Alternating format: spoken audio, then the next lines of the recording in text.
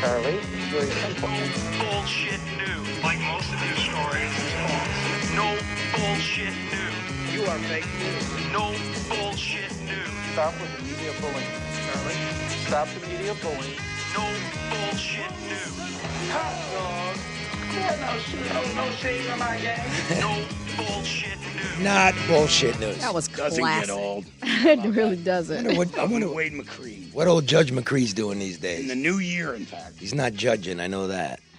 Welcome back. Happy New Year, everybody. Happy New Year, Charlie and Bill. Bob and Karen are here with me, Charlie LeDuff. No Bullshit News, part of the Red Shovel Studios network. Was debating how we get into this today, but we just might as well do the national news. It's we're entering week 3 in the federal government partial shutdown, whatever that means, which means about 400,000 people aren't getting paid and 400,000 people are waiting for a check.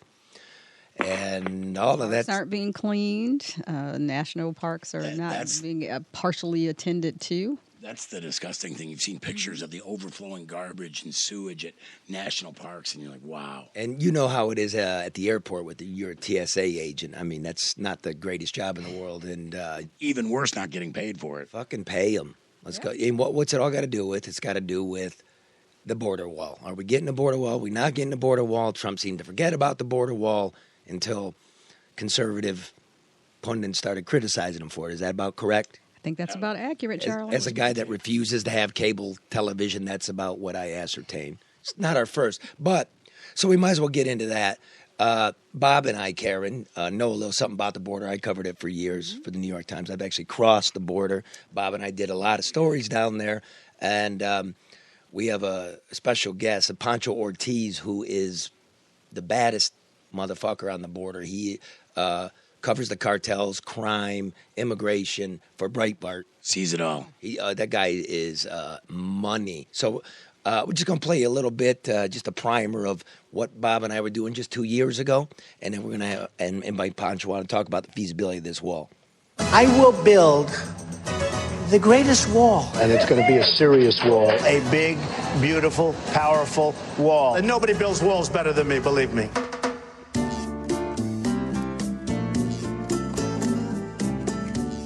A gigantic 2,000-mile wall along the Mexican border. The cost, $80 billion by some estimates. If the Great Wall of China didn't work, how will this one? The first thing you notice is the border wall isn't on the border at all. Not in Texas. Because of treaties and flooding, they had to build a wall miles off the natural border, the Rio Grande River, which stretches 1,200 miles. Border Patrol says a wall can be useful for funneling smugglers away from city centers, but you can still go around it, or over it, or under it. So we got the same problem we had 2 years ago when it was all over the news. Yeah. Same number of people. Exactly. You've done nothing. Nothing, not at all. Except talk about a wall. Yeah, talk about a wall, talk about sending them home, talk about enforcing the law. Unfortunately, none of it's been done. Studies show illegal immigration is a net loss to the United States. And it's not just women and children. The border's so out of control, we found 2 dudes hiding in the trees. There's 2 right here. You know when a couple of reporters from Detroit can catch guys in flip-flops sneaking in, you know we got a problem. Well, take a look at this. 2 suspected drug smugglers from Mexico showing just how easy it is to hop the border into the U.S. when they think that someone spots them. We are running a huge deficit. Where do we get the money for the wall? Look, it'll cost us more not to secure our border. It'll cost us more not to enforce our laws than to continue to allow people to come to this country illegally. We need to do it not only because it's the right thing to do, but also for national security reasons as well. Where do we get the money? Where indeed. Orale, Pancho. ¿Me oyes? I can hear you, yes. ¿Qué tal, amigo? Good, good. How you doing? Real good, dude. What's going on down there? What's going on? Let's just go like this. What's the wall supposed to do? Well, the area where I'm at right now, it's McAllen, Texas, and just south of us is Reynosa. And right now there is a fence of sorts along this area. And what that has actually done, it has funneled some of the drug smuggling to certain other corridors, pushed them out west. But the problem that we're having down here is something that it's not necessarily can be fixed with a wall. See, one cannot talk about border issues without talking about drug cartels. And you see, they are the ones that control human smuggling, drug trafficking, arms running. Everything goes through the cartels. They're actually the ones that actually have the real control of the border, the cartels in Mexico. So the problem that we're having here is that, for example, on the Gulf side of Mexico, the Gulf cartel has moved more towards human smuggling. And what they're doing is they've actually found a way to rig the system. They are actually bringing people from Central America and other countries other than Mexico. They get them over the river, and as soon as they're over the river, the people, they look for Border Patrol and they say, I'm here, I request asylum. And basically they've turned Border Patrol agents into a taxi service. They take them to a detention center, they process them, and then they're being released. And that is a way that the Gulf cartel has actually outsmarted our immigration system, and they are making a lot of money out of that. And, for example, the fencing that is in place here where it would be reinforced and turned into a wall, it's actually on the U.S. side north of the river. So that's something that it wouldn't necessarily help in this particular area. In fact, it seems to me it would help the cartels in the sense of this, because there is a treaty with Mexico and you can't build on the river, and there are construction concerns about a floodplain washing a wall away. That what I noticed there in the Rio Grande sector is when they built the wall, and that wall was voted for in 2006 by Bernie Sanders, Senator Barack Obama, Senator Hillary Clinton as well, which is what Trump's looking for. What they did was they built it in U.S. territory, right? Look, mile up, half a mile up, 2 miles up. Therefore, walling off a part of the United States itself, giving it a sort of a no man's land feel. And what you're saying is if somebody seeking asylum simply touches that no man's land soil, they're in. That is correct. So so the wall doesn't help.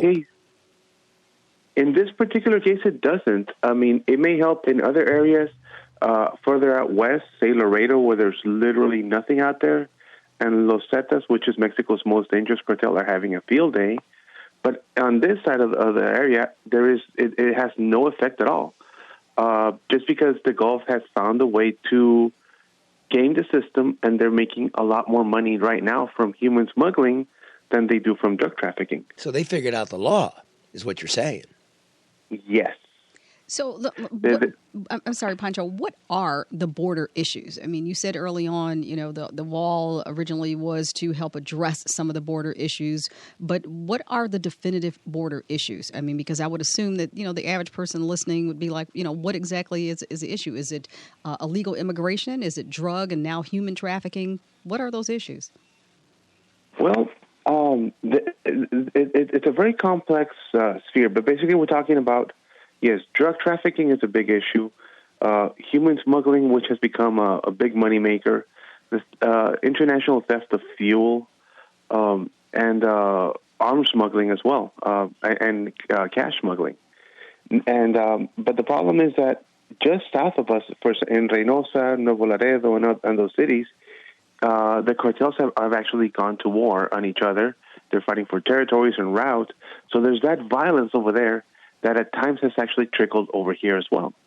So it's a very complex issue. But one of the things that people in D.C. and other places, they don't really like to address is that the cartels, I mean, yes, they're a bunch of guys with guns and they're scary, but the real power comes from their political influence that they have in Mexico and with politicians and money.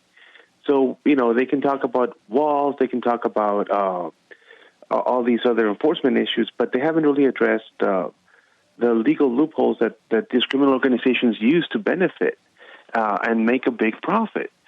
So that's one of the issues here is that until the loopholes that these cartels are basically making a profit of,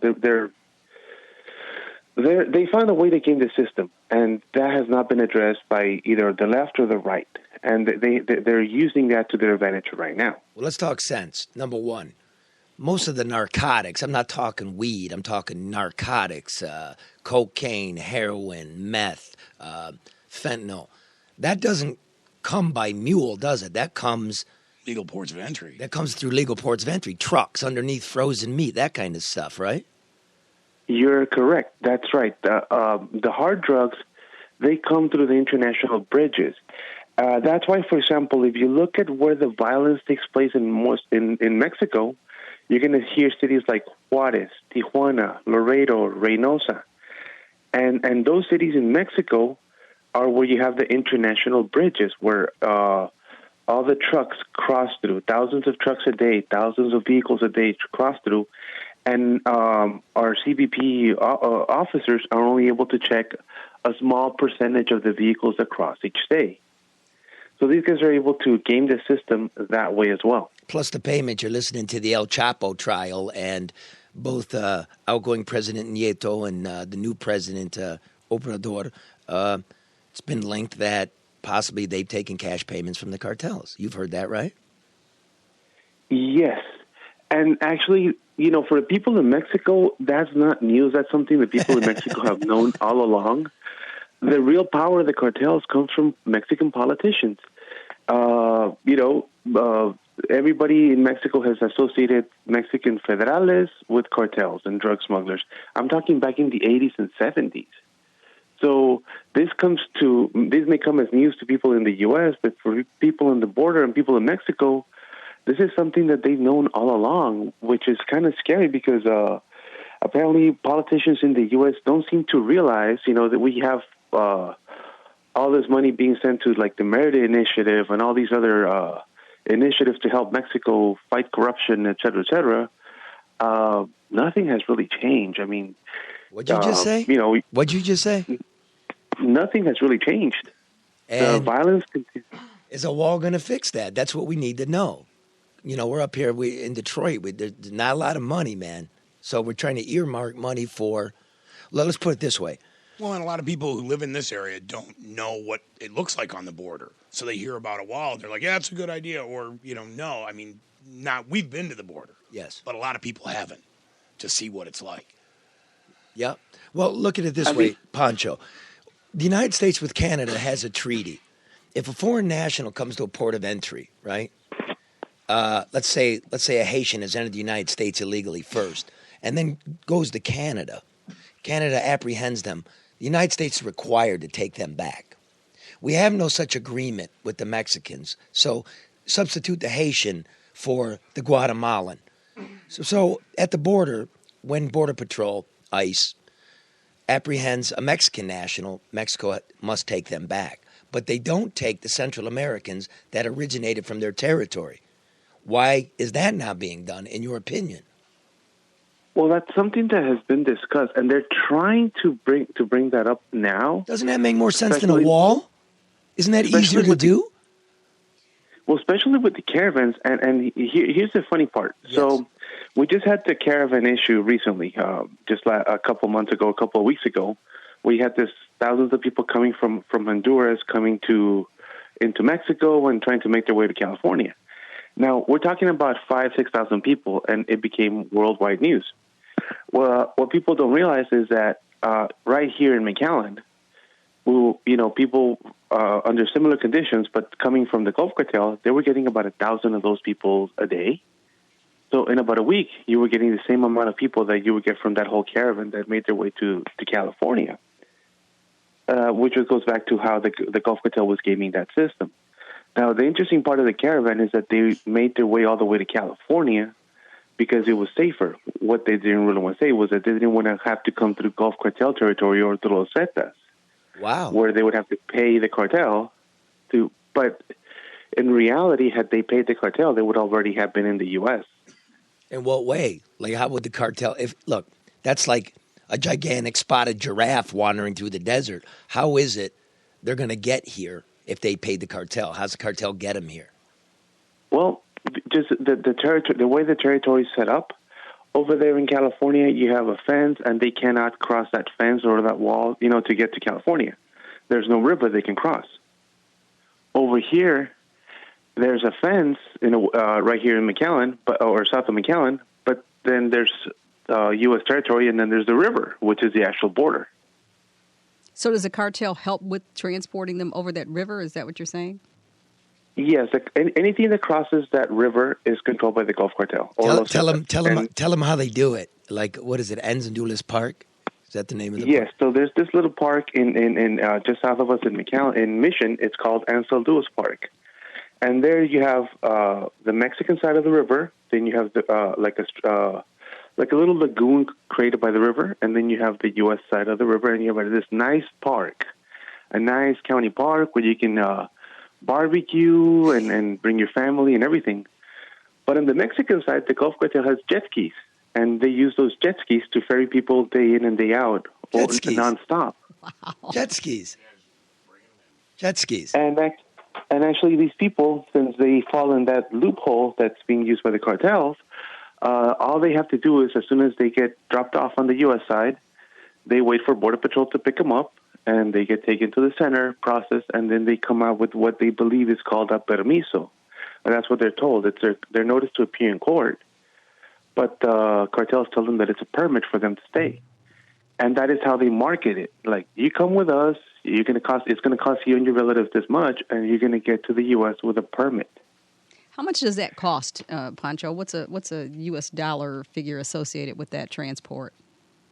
It's several thousands of dollars, depending on what country they're from and where they get them. So, for example, if for the Gulf Cartel in Reynosa itself, it's about $500 to $700 just to cross the river for the jet ski trip.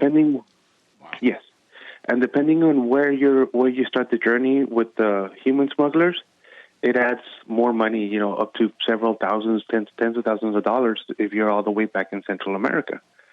Now, these people are indebted to the criminal organization, and many of them have relatives in, say, Chicago, New York, they have to pay every step of the journey, or the person themselves is indebted to once they get to the U.S.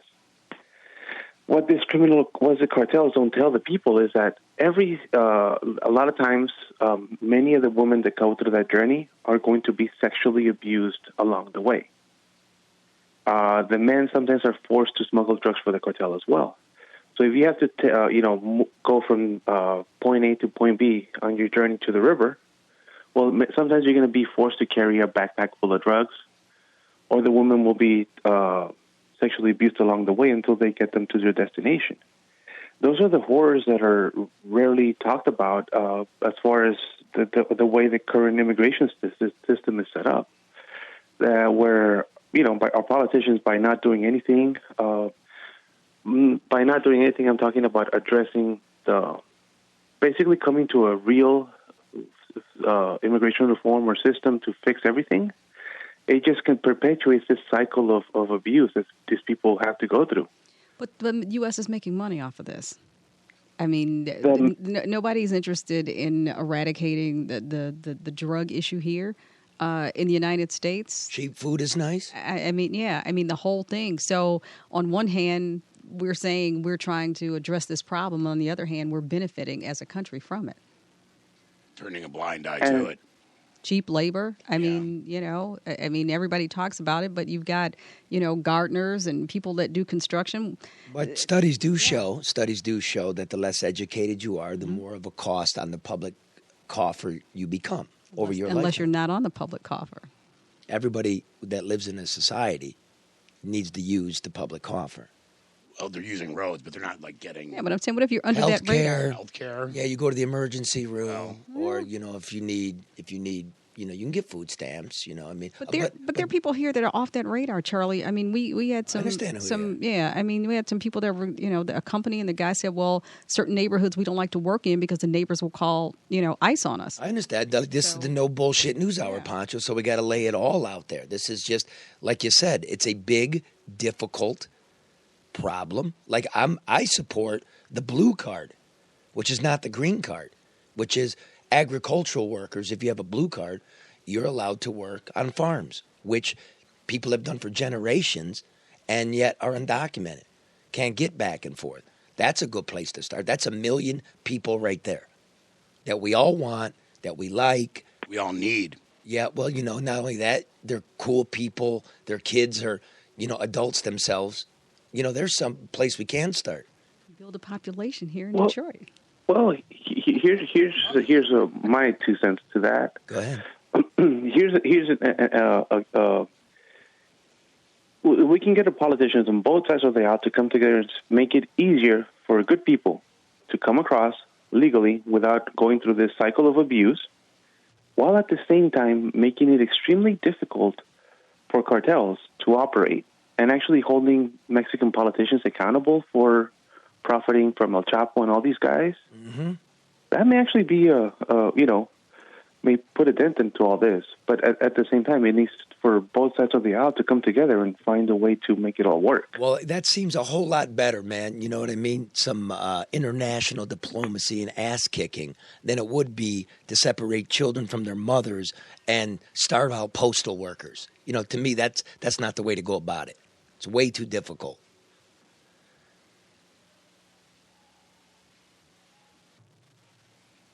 Punch? I agree. Yeah. I left you dumb. You left him speechless, I left Charlie. you speechless, Pancho. Well, yeah, I mean, like I said, we've heard a lot of things from politicians on both sides. And the one thing that I have not heard anybody address is that, look, my biggest beef in this whole fight has always been the drug cartels in Mexico. Why? Because they commit this horrible acts of terror. I mean, you can label them as terrorists. They roast people's bodies in bread ovens. Yep. Yeah, that was something that they in one town in northern Coahuila, they roasted about 300 people from one town alone in just one. So these guys they commit horrible atrocities and Mexico has allowed them. Mexico has allowed them to continue to operate while claiming to be fighting them. They really haven't. And the U.S. has pretty much does not really address them. I mean, I remember I've been to many court cases where our Department of Justice will call them transnational groups because they don't want to say the word cartel. And these guys are the ones that are actually controlling who comes in and out of the country. They're the ones that abuse this immigrants, these children and mothers. They're the ones that abuse them all along the way till they get them to the U.S. They're the ones that, there's several cases of extreme violence. I'm talking about executions in Dallas, beheadings in San Antonio, people being kidnapped out of their homes in Mission and taken to Mexico. On some of these cases, you're talking about people that have been innocent. They're taking the wrong person. And it's all these cartels that continue to operate, and they're kidnapping people on the highways of Arizona, thinking they could be ransomed when they're American citizens. I remember that. Well, dude, that's no bullshit right there. That's no bullshit. Hey, Pancho, listen, how big are you, man? 290 or 300 pounds? 290 and about 6'4". You a power lifter? Yes. Look, man, you're doing like some dangerous ass work. There's impossible for you to hide behind a tree because you're bigger than one. So he sounds so gentle, though. This dude is great man doing it. Woo. He'll wear leather in the middle of summer too. He's insane, this guy. Listen, man, we're going to be in touch with you throughout the year and throughout this thing, all right? And I want you to look out for yourself. I really do. Thank you. Thanks. I appreciate it. All right. Thanks for being on, brother. Thank you, Pancho. Take care. Thank you. Orale, muchacho. Yeah, man. Pancho is... He sounded like he would maybe be my size. Oh, he's the baddest Such a gentle... He's the baddest motherfucker. Usually the quiet ones are. Yeah. Yeah. I mean, excuse me, I got the kid's voice. I got a kid in middle school, so you get that. But on the border, most people have been instructed not to cross over on the American side. The cartels have directors of communications. You have to clear stories with these guys. Pancho jumps back and forth. He's his own guy. You can tell what he does. And, I got a lot of respect for him. A lot of respect. He knows his stuff. He does. He does. So let me take care of some business here. You know, I'm listening to Bob over there, so it's two things at once. Focus, Charlie. Focus. Yeah, I'm gonna focus. You know, a friend of the show, sponsor Zaney Law, with offices in Lansing, Detroit, and Grand Rapids, specializing in criminal defense, civil rights litigation, and personal injury. If you need to get a hold of Ed Zaney, you call this line and make an appointment, 517-292-7000. 517-292-7000. When things get zany, you call Ed Zaney. I knew you were going to say that. Zaney Law. Who thought of that? Somebody called me today. I just referred somebody to you. Zany. Huh. Oh, and Luke Nowacki, man. I'm starting to fall in love with this guy. He's a good guy. Oh, so let me just say, you know, American Coney Island, another sponsor. Go to AmericanConeyIsland.com. Go Grace Carol's. Grace Carol's. We shipped 500 Coney kits the last weekend before Christmas. Only one blew up from the dry ice. You know, it's pressure. The woman emailed, said she was going to complain and tell me. I heard, madam, it was refunded. A new one was sent. We're sorry about the dry ice debacle. But 1 out of 500 is not too bad. That's statistically. Hey, people want their conies. They do. So they do. It sucked to be that's serious. You know, that could have been Christmas dinner. And then, you know, it's all blown up now. It was a big success. So, you know, Grace at American Coney, Luke and myself, we treated to anybody that wears a badge or wore a badge in their family to Christmas lunch. And it was really successful. It was beautiful. It was nice. And I woke up because it kind of went viral. And I'm like, oh, my God, I'm going to go broke. Are you going to have enough hot dogs? It's going to cost $20,000. But you know what? People with the badge appreciated the gesture, did not break the bank. Hold on here. That's it's not mine. I turned my ringer off. Yeah, that's the Crime Town guys. Oh. Great show, by the way. They are doing a So anyways, it was a big success. We had people in from New York. They came from Minnesota. That's great, Charlie. Respect to people with the badge. And Luke Nowacki, we got a new copy here. This is great. Listen to this one. Maybe you're a big-time city official who can travel with your entourage on the city's dime, and your birthday, your hat is magically packed with C notes, or maybe you played high school football with someone connected and can get lucrative contracts to haul and dump sludge, then get lucrative contracts to clean up the disaster you just created. If you're not among the elite who can make your pockets fat off the taxpayer's back with no shame in your game, then there's a good chance that you're going to provide for your own retirement and theirs. If you have questions regarding whether you're on the right track, call Luke Nowacki at 248-663-4748, 248-663-4748. Grow your assets. Your politicians are depending on you for the additional tax revenue. Those navigators don't lease themselves. Oh, Luke, that was awesome. Securities and investment advisory services offered through Royal Alliance Associates, Inc., member of FINRA SIPC. Royal Alliance Associates, Inc. is separately owned than other entities and or marketing names, products, or services referenced here are independent of Royal Alliances, Inc. Did he write that himself? I think he and Jason did. Oh, but boy. I really appreciate it. That was very creative. stylish. He's coming around to what we're doing here. Yes. It's a no bullshit news hour. Which, how about I can just make your money grow? That was way better. That's what everybody says. But see, Luke is Luke. He's hooked into the zeitgeist. You know, he's the everyman. He's willing to come out of his pocket. And, I mean, he really has respect for first responders, which we all do. You know what I mean? Like in the bankruptcy, that's one of the themes of this town is they really got taken from. They did. And are we seeing results? Which leads us to our next guest. Are you there, Dave? I mean, Deputy Chief? Yeah, I'm here, Charlie. Deputy Chief Dave LaValle of the Detroit Police Department. What is your, are you in charge of the data? What is your... Yeah, so I'm the assistant chief. I oversee all the precinct operations, the detective bureau, crime intelligence. Oh, so you're the man. No, I'm the assistant chief. So you got a promotion recently? Yes, sir. Wow. All right. Congratulations. All right. Thank you. AC. That's what we say in the business. AC. You don't call him chief, right? You don't call him. You say AC. So AC. Crime numbers are out, right? Yeah. Go ahead. You start. Crime's down. Is it really? Am I supposed to believe that? Yes. Yes, it is. We look at this year versus last year and the year before, and the number of crimes are down. We look at homicides. We ended last year at 261. The year before was 267. 261 is not where we want to be. It's too many, way too many, but it is lower than it was the year before. So to answer the question, crime is down. So let's start. Not where we want it to be, though. We're not, we're not waving a flag of success and saying that we're done, mission accomplished, or anything like that. And AC, what are the factors that are attributed to this decline? Why? In homicide. In homicide, well, two areas that are important is homicide and non-fatal shootings, because, non-fatal shooting is somebody was shot that just happened to not die. And so one of our big programs that we're heavily involved in is Ceasefire Detroit. We've been very heavily involved into it for the last 2 years. It's actually been in Detroit for about the last 4 years. And over those 2 years, we've seen reductions in the homicide numbers and non-fatal shooting numbers.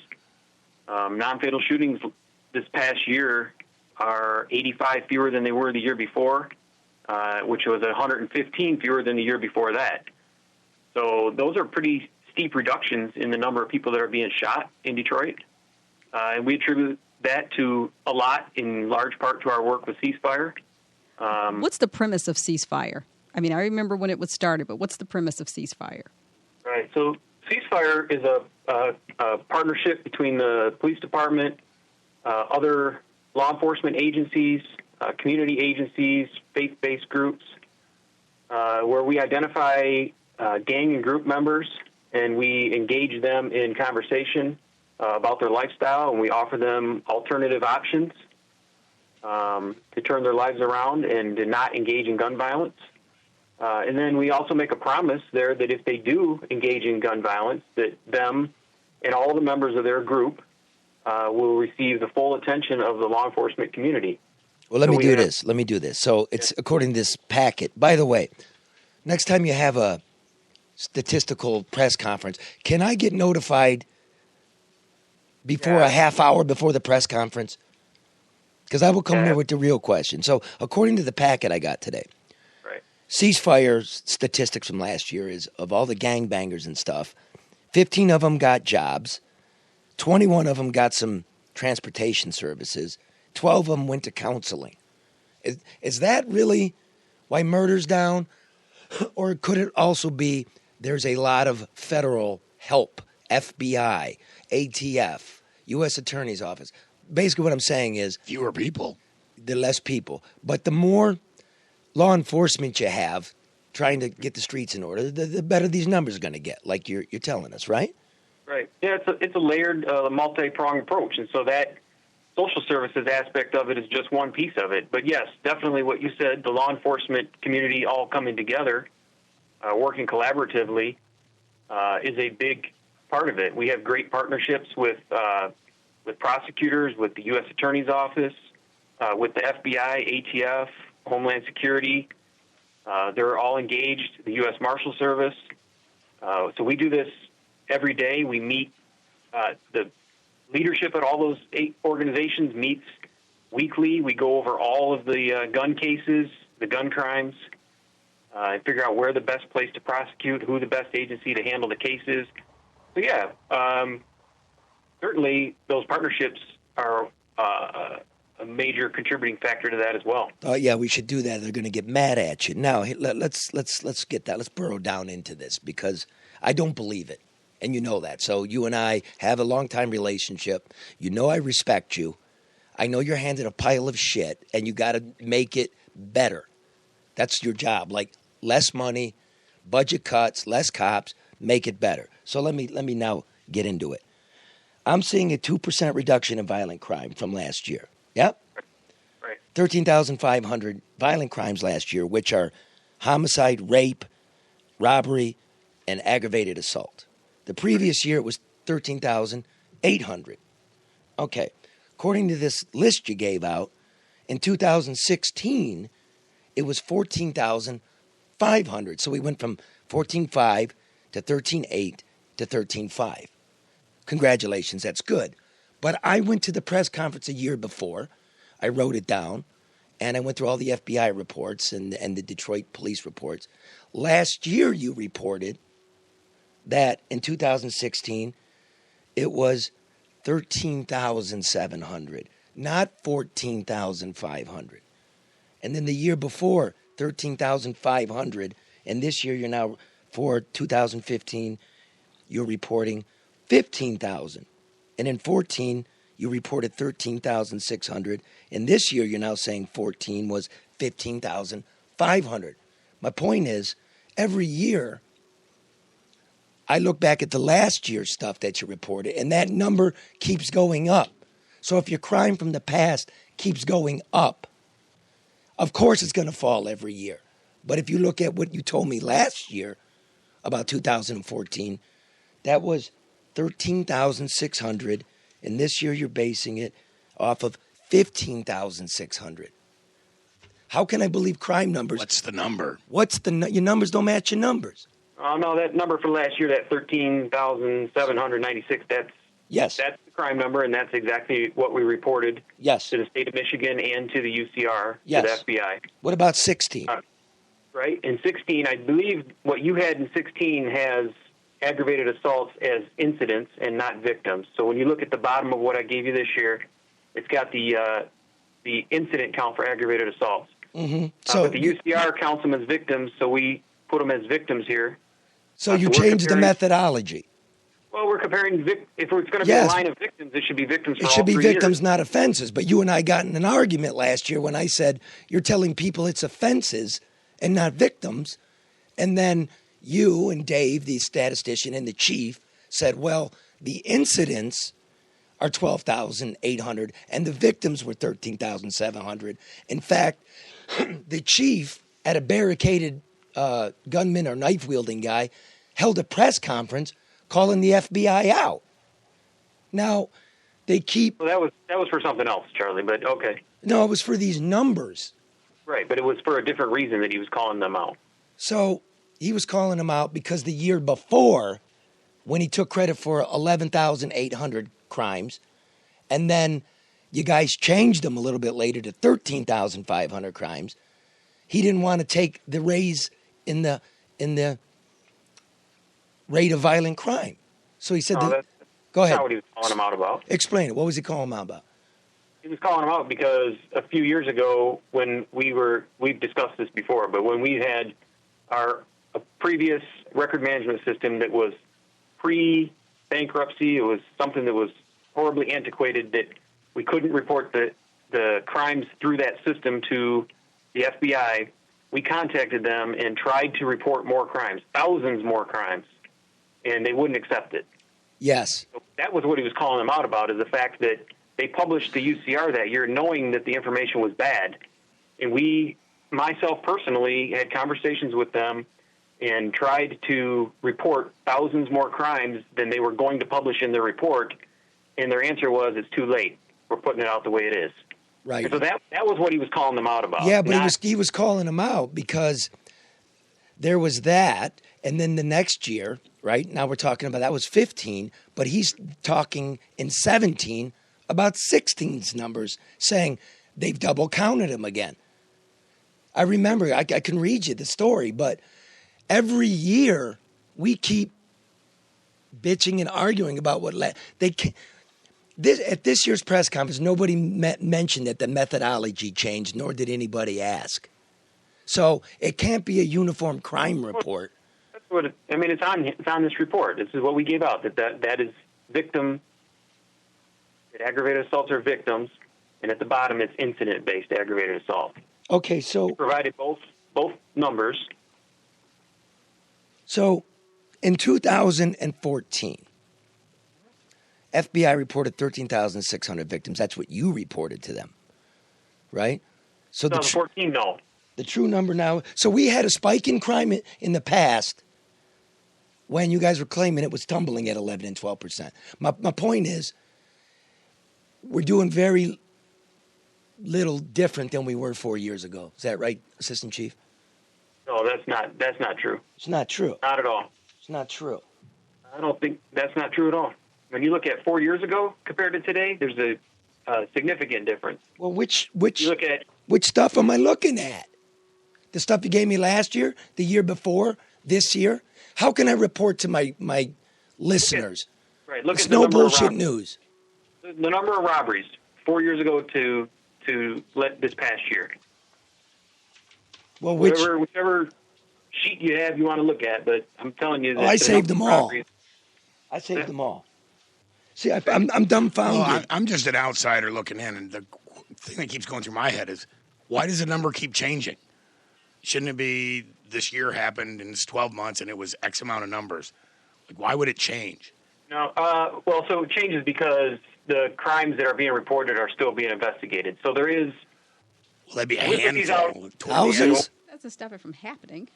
No, when we put these out on January 1st, we indicate that this is preliminary information, and so crimes that occur, say, in the month of December, those are assigned to detectives or offense reports that are filed, and they're still investigating these cases. And if they determine through their investigation that either an additional crime was committed or that the crime wasn't coded properly when the first responding officers did it, then they make adjustments to the reports. And so the state of Michigan has a cutoff for us to report crime to them, which is mid-March for the previous year. That's the law. And then they report it to the FBI. So it wasn't the FBI's fault that your numbers were 2,000 off. That was the police department's fault. That was the fault of our record management system. Absolutely. So what happened then, if that's the fault of the record management system, what happened to those 2,000 cases of violent crime that did not go reported? Did you, in fact, not have a special squad up there to go over those and dispose of them? No, absolutely not. They were assigned to detectives. They were worked. After a year later? Am I sure? I'm positive. No, a year later, detectives are assigned to violent crime cases. No, they were assigned when the reports were filed. But the reports never went filed. That's what we're talking about. The reports were filed at the Detroit Police Department, and we assigned the report to an investigator who worked the case, just like we would any other case. All cases that come in, they get assigned to detectives, and then those cases are worked. So and then they can get assigned and not counted? No, I think what you're saying is, they got investigated. We just lost them. We didn't count them. No, we didn't, and that's not what I'm saying at all. Go ahead. We reported a number different, much higher than what the FBI reported as our crime. Yes, in 2000, whatever it was, 14, 15. 16 and a half. We reported crime that was higher. We told you we had, I don't know which number you're looking at, but let's just say it was, the FBI said there were 10,000. We said, no, there were 12,000. Well, no, let me make this clear for the audience. You first reported 11,800. Okay. Then 6 months later, you reported to the Board of Police Commissioners 13,100. Then 6 months after that, you reported 13,560. And now, this year, 15's numbers, it's now 15,400. So it went from 11,800 to 15,400. You see I'm not a dope. You're not listening, though, Charlie. I'm listening now. Go ahead. We're all listening. You're not listening to what I'm saying. So what you just read off right there, you didn't say that the aggravated assaults that we reported this year for all the years back are victim based. Back then they were incident. So you're comparing apples and oranges. So let's. Okay, first of all, let's stop right there. Not if you're a victim. Let me answer the last question. You didn't let me answer the last question. Well, let me make sure this is correct, though. We got breaking news here on the No Bullshit News Hour that the Detroit Police is now listing them by victims as required by the Uniform Crime Reporting and not by incidents like they used to do, correct? Right. Methodology has changed. So we're basically now at year 0, correct? New software, new methodology, correct? Okay. So now we'll start to maybe believe the crime numbers, because as a guy that studied numbers his whole life, I can't believe these, nor will I encourage people I speak to they can't change every year. It just, you can't believe it. You know that, Dave. Right. I'm telling you, the number you see right here on this. This is it. This is the real one. Yeah, but the one that came out January 1st for 2018, it may change a little bit. Okay, a little bit. I'll give you that. There's that grace period. But last year, I got every swinging dick in law enforcement to stand up there, tell me how great things were going. And I said, these aren't even victim-based. And everybody ran me out of the room. I know, you were like the last one out of the room. What are you talking about? You and I walked out together. I know, but my feelings were hurt.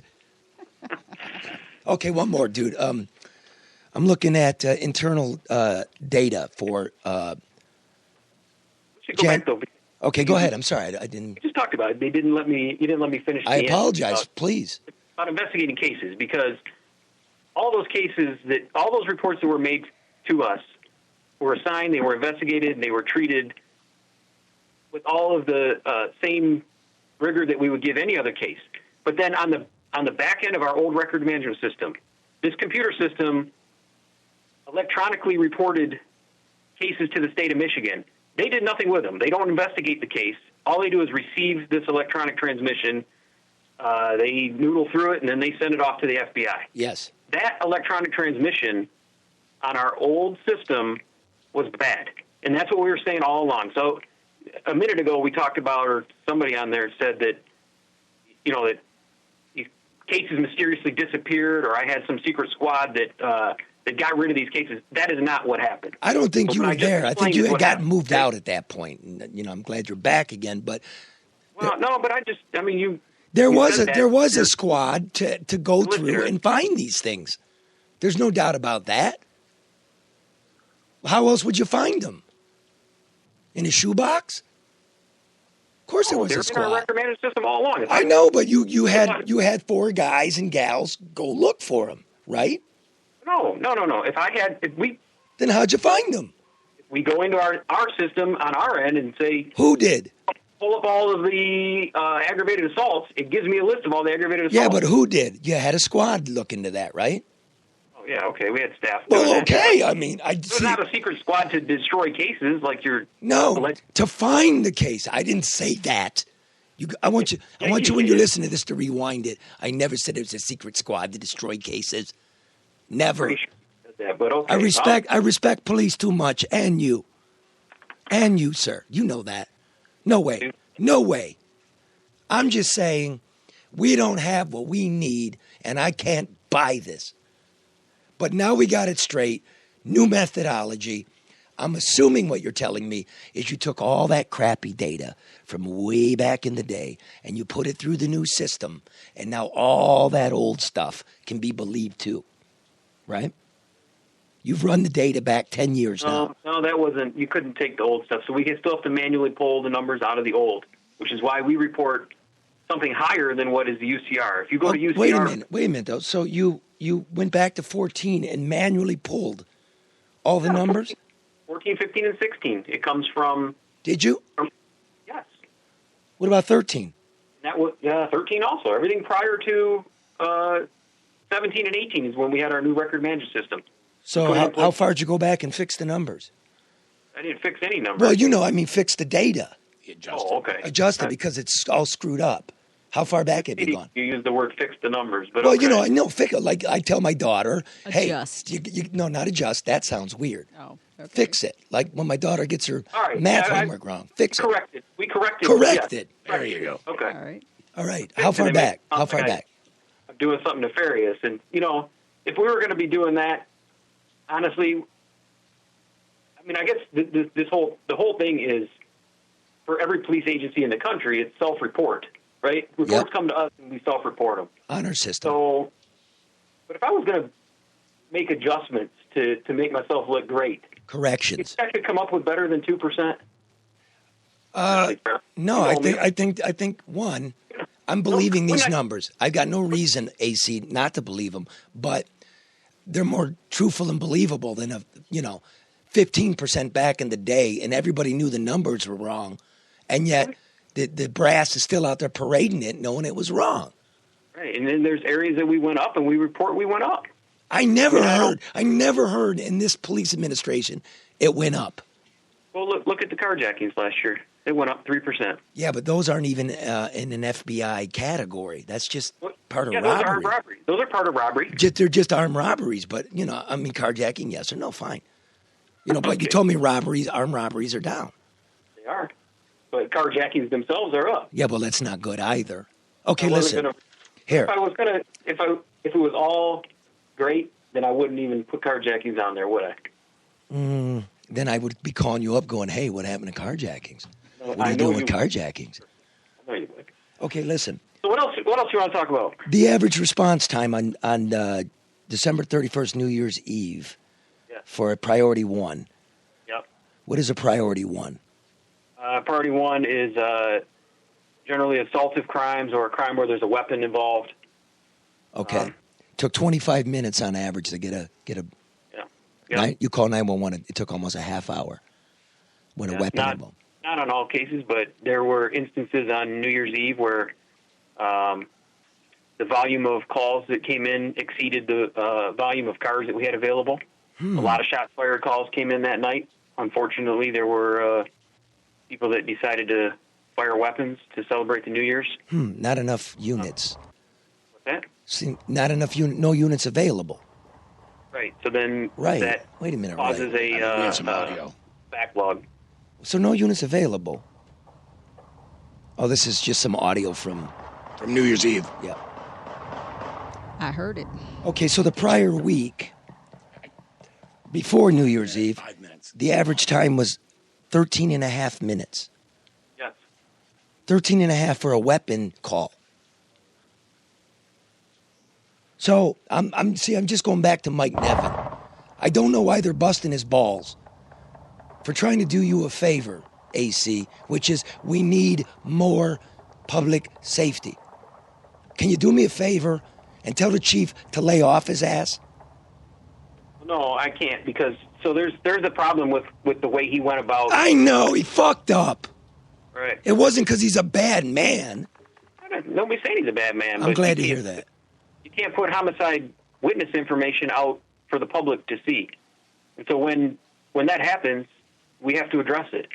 Fair enough. I mean, we have a hard enough time getting people to cooperate with law enforcement investigations as it is. And so if a public official is going to publish somebody's a witness's name and address and cell phone number, that has to be dealt with. And so we address that if somebody in the community does it, if somebody in the police department does it, just like we did if somebody in the fire department does it. So we don't think that he's a bad guy. He made a mistake at best because look here, 14 minutes for a priority 1.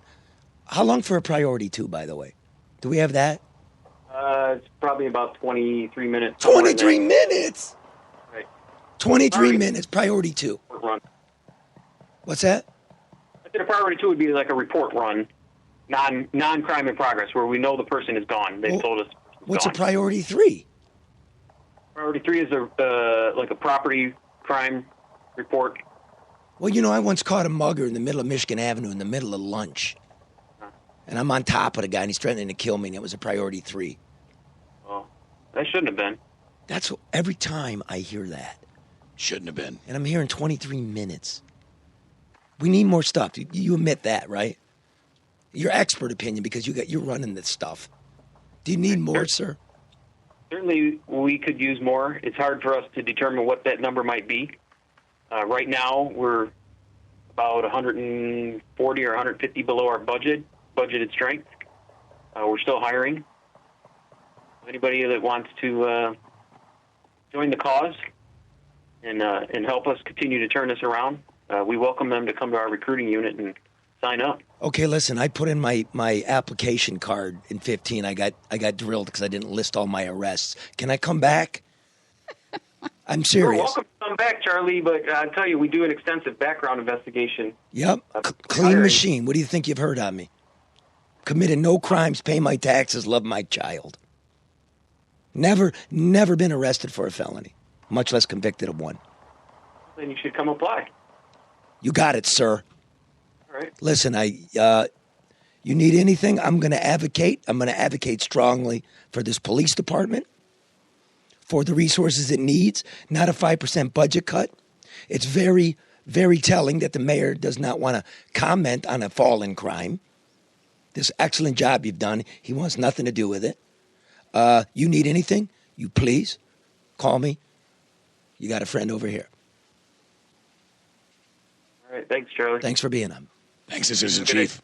Stand up guy. Be safe in the new year. Hear a little bit more of that. Let me hear more of that New Year's Eve there. You mean you didn't hear it where you live, Charlie? No. I heard it all night. That's why the AC and I live in the burbs. Is that why? Because I heard it. It started a little late than usual this year. It started about maybe 11:45, 11:50, but they shot a lot longer. I probably stopped listening at about 2 a.m. I mean, it's crazy because, the dog wanted to go out, but the dog didn't want to go out by herself. So who's going out and dodge bullets to take the dog out? I mean, it's not funny because... No, it's not funny. Because frankly, if I'm living next to an asshole doing that, I'm going to die, he's going to die, maybe the kid dies. You're right. But Charlie, let me tell you, we had a leak on the 3rd floor. Called the people out. You know what was causing the leak? There had been a bullet lodged in the roof. No way. Yes, way. So that stuff is very real. That same bullet could have gone through a window. It could have hit us or a neighbor or anybody. But, that's the reality that people in the city. I really wonder because we have some new neighbors that have moved in from the suburbs, and I wondered that night, the hell are they thinking right now?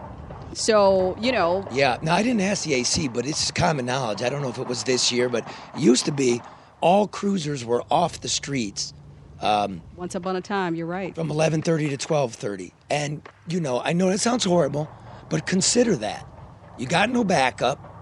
You and your partner going over, hey, you at the AK, would you mind ceasing and desisting? Well, it's insane.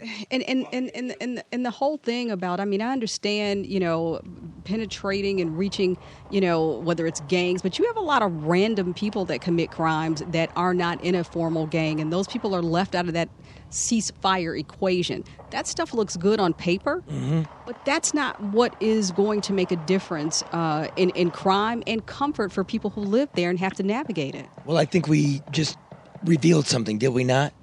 I believe so. It's more, this your numbers is shit.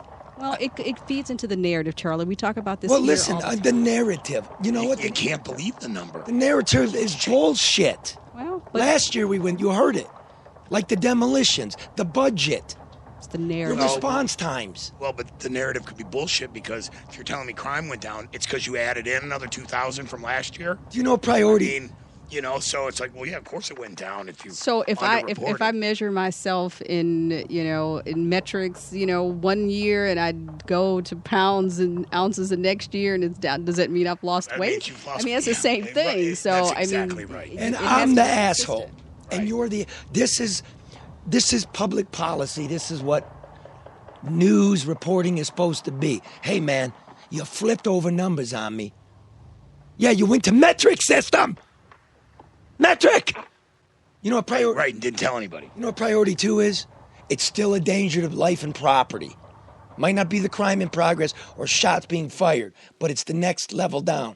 What do you mean? There's a human interest component of this too, Charlie. Let's not overlook this. You indicated that, and the majority of our police officers and first responders do live in the suburbs for 2 reasons.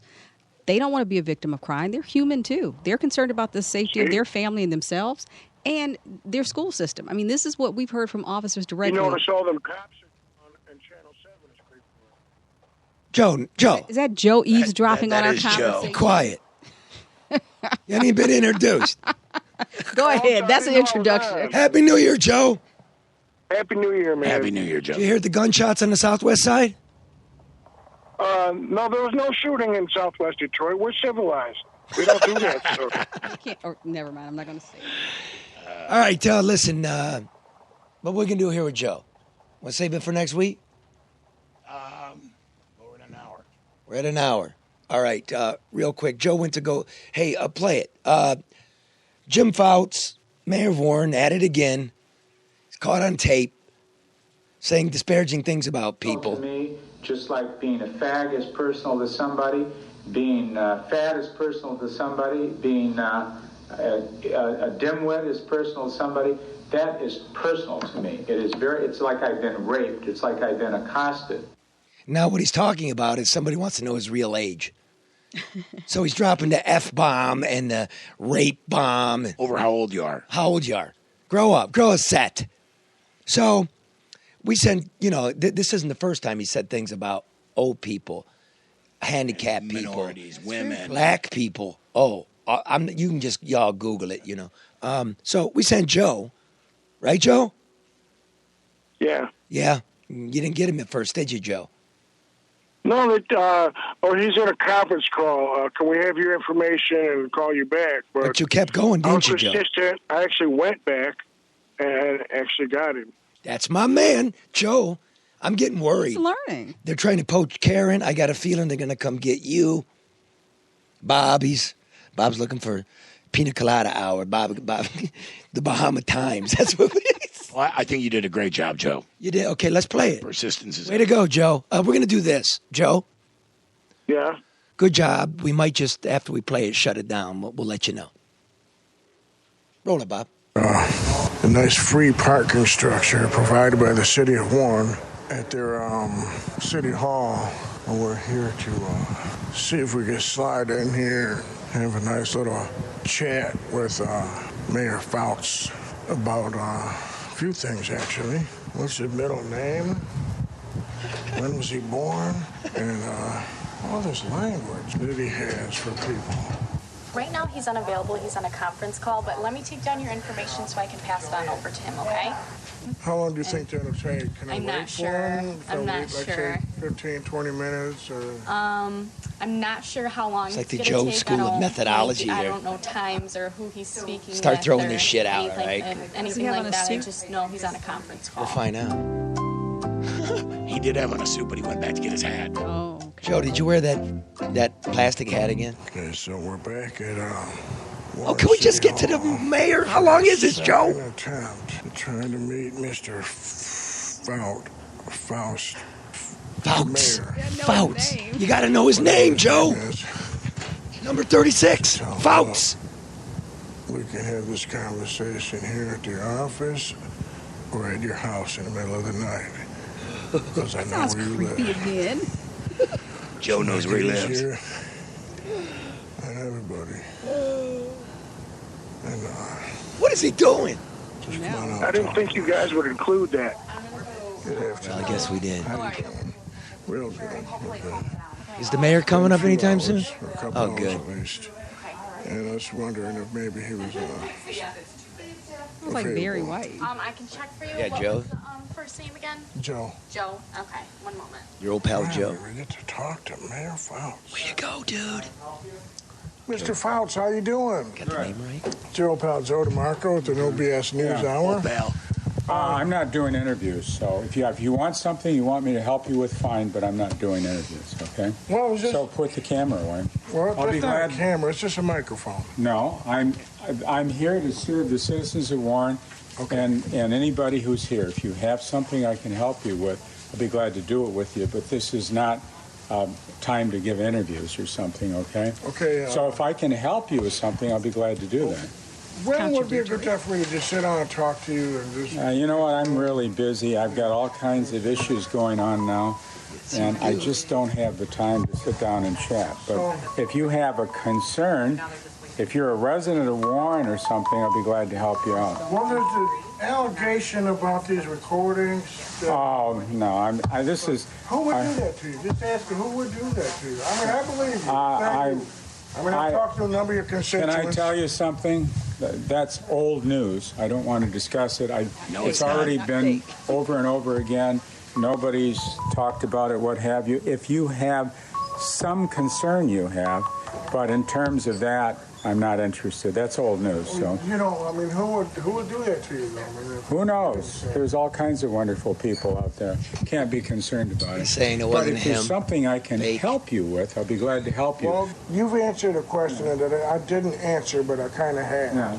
And that is, your citizens who vote for you consistently, they really love you.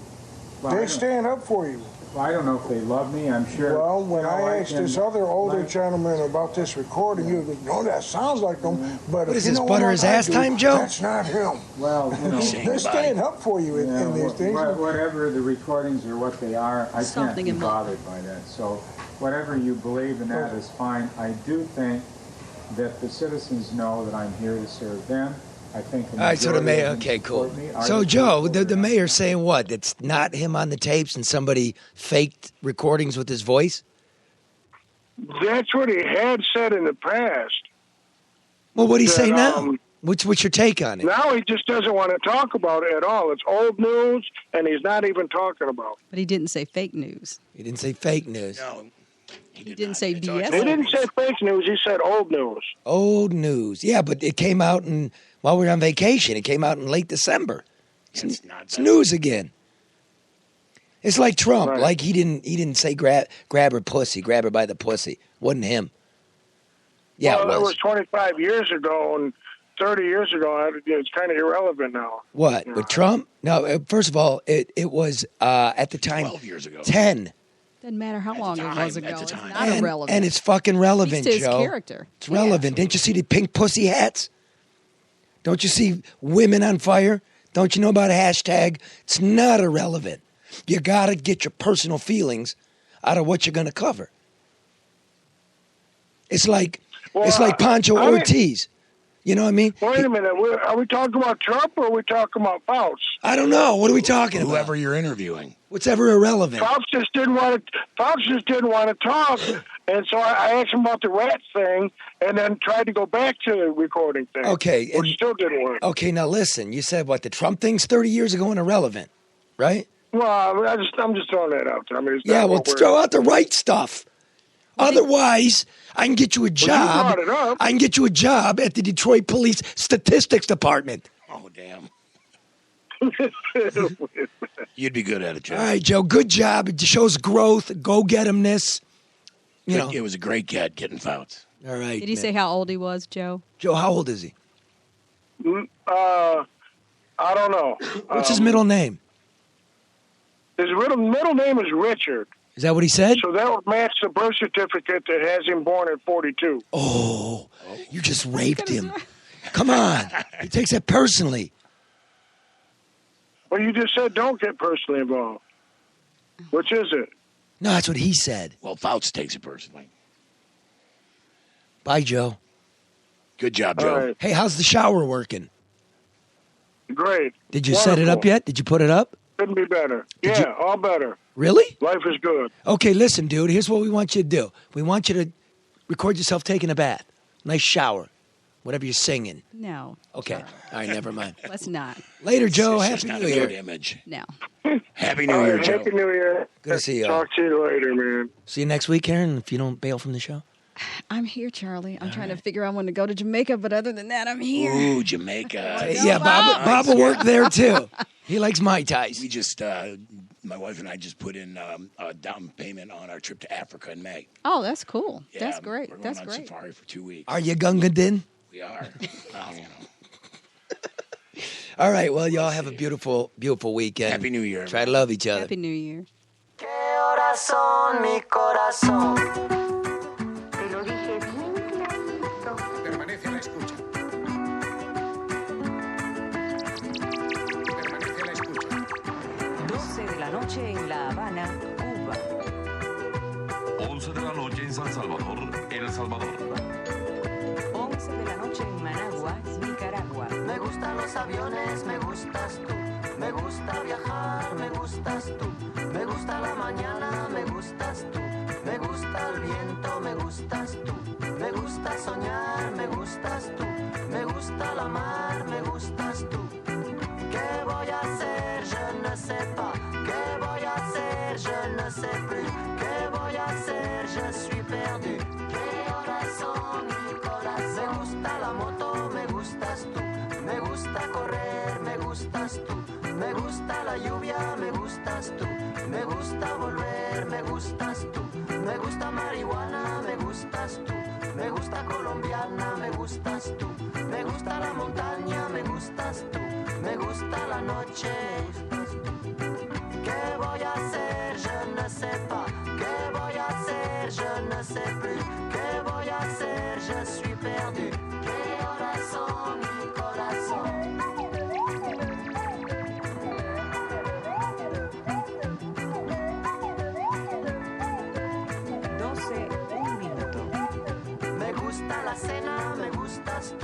Me gusta la vecina, me gustas tú. Me gusta su cocina, me gustas de la mañana. Me gusta camelar, me gustas tú. Me gusta la guitarra, me gustas tú. Me gusta el reggae, me gustas tú. ¿Qué voy a hacer? Je ne sais pas. ¿Qué voy a hacer? Je ne sais plus. ¿Qué voy a hacer? Je suis perdu. ¿Qué horas son, mi corazón? Me gusta la canela, me gustas tú. Me gusta el fuego, me gustas tú. Me gusta menear, me gustas tú. Me gusta la Coruña, me gustas tú. Me gusta Malasaña, me gustas tú. Me gusta la castaña, me gustas tú. Me gusta Guatemala, me gustas tú.